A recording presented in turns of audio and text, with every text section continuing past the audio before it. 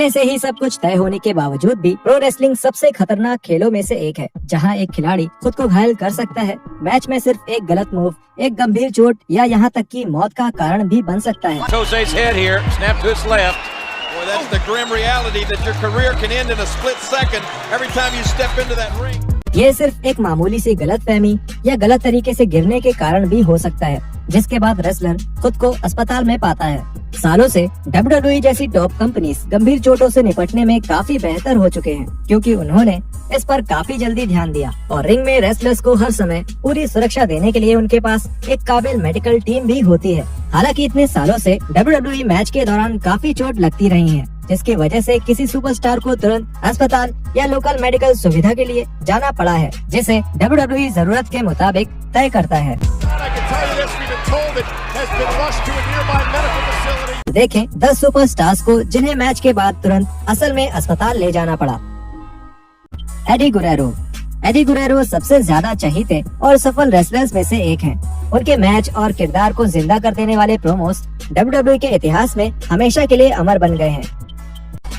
AD को उनकी कई सारी लड़ाइयों के लिए जाना जाता था और उनमें से एक थी 2004 में जॉन ब्रैडशॉ लेफील्ड से हुई उनकी लड़ाई। हालांकि इस लड़ाई के इतना फेमस होने के पीछे जजमेंट डे पे पर व्यू में हुई एक बेहद खतरनाक गई, जो कि WWE इतिहास का सबसे ज्यादा दिल दहला देने वाला मंजर था।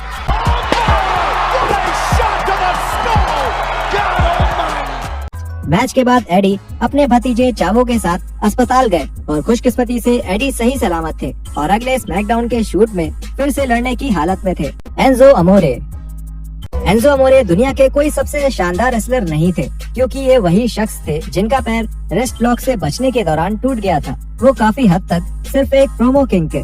AJ Styles, you got a haircut like a soccer mom, ain't doing?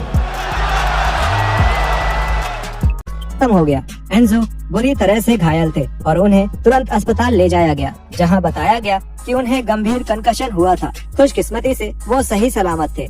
Wade Barrett WWE में अपने समय के दौरान वेड बैरेट एक बड़े स्टार हो सकते थे। बदकिस्मती से एक चीज जो बैरेट का साथ नहीं दे रही थी, वो थी WWE करियर के दौरान उनको लगी बहुत सारी चोट। उनकी सबसे खतरनाक चोट में से एक रेसलमेनिया 28 के लिए हो रहे रॉ के एक बैटल रॉयल मेन इवेंट के मैच के दौरान लगी। उन्हें ये चोट तब लगी जब वो रिंग के बाहर थे और बिग शो ने डॉल्फ जिगलर को उठाकर बैरेट के ऊपर फेंका। हालांकि बैरेट ने जिगलर को गलत ढंग से पकड़ा और इसकी वजह से उनको चोट लग गई। झटका लगने से बैरेट की बाईं कोहनी अपनी जगह से खिसक गई और इससे उनको बेहद दर्द सहना पड़ा। इस चोट के बाद उन्हें तुरंत अस्पताल ले जाया गया और इस चोट के कारण बैरेट को करीब 8 महीने टीवी पर आने का मौका नहीं मिल सका। वापस आने पर वो एक नए बार्नेकल फाइटिंग कैरेक्टर के रूप में मुकाबला किए, जो कि छोटे समय के लिए रहा।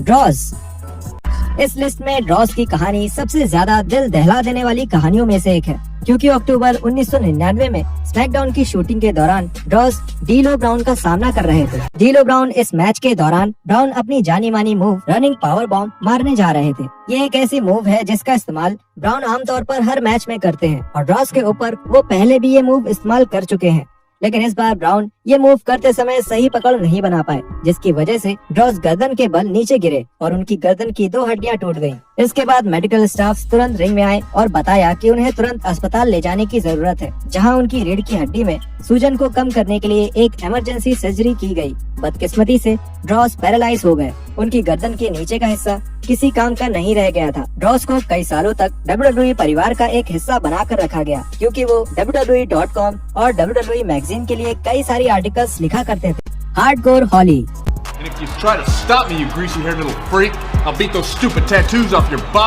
हार्डकोर हॉली एक बहुत मंझे हुए और ताकतवर रेसलर के तौर पे जाने जाते थे और माना जाता था कि रिंग के अंदर और बाहर दोनों ही जगह बहुत खतरनाक है। हालांकि उनका इतना खतरनाक होना उनको घायल होने से नहीं बचा सकता था।